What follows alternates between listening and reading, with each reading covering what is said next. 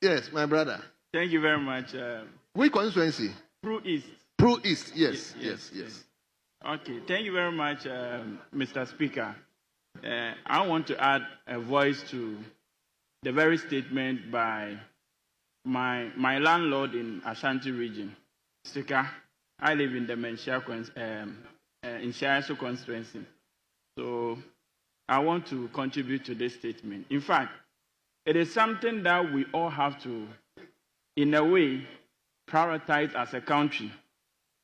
It will interest you to know that graduates from the university who pursue entrepreneurship and finance are out there on the job market looking for jobs. That is quite an intriguing one.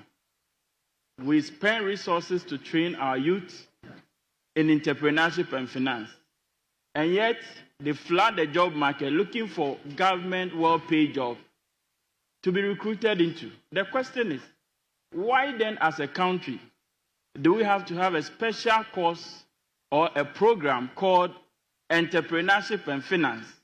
And yet the graduates from such programs end up looking for white-collar jobs on our market.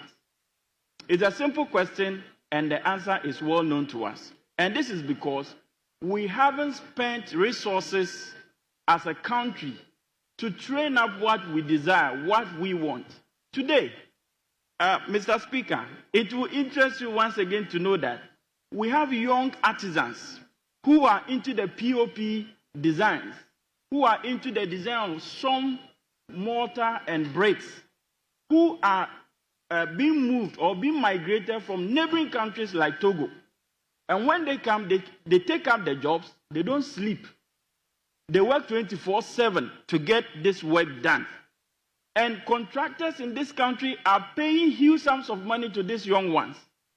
Yet we have CTVET, where they are responsible to give accreditation to our young entrepreneurs who have learned artisanal skill. The question is, as a country, are we serious to make this thing happen for our young ones? The question the entrepreneur will tell you, or the businessman will tell you, or the estate developer will tell you is that when you give work to our people, they're lazy about. But when you give it to an outsider, an immigrant, he spends the whole night working. So something you need for like 24 hours, you get it done. You give it to a local, and it is not done. Can't we have proper legislation? Can't we have proper framework to get these things done? If not, we'll come to the chamber, statement will be read, everything will be done, yet we will not have the impact on the ground. Mr. Speaker, one thing I want as a house to know is that until we take up entrepreneurship into a different level, there is no way our economy is going to be stable. Because the only way to make things work for us as a country is to identify these artisanal ones and make them work. As we speak, we have blacksmiths in our own environment. Their work are gradually being tilted down. Because what we know them to be doing is this saucepan, the aluminum one, or some of them are into the molding of these local guns, and the blacksmiths are nowhere to be found in work.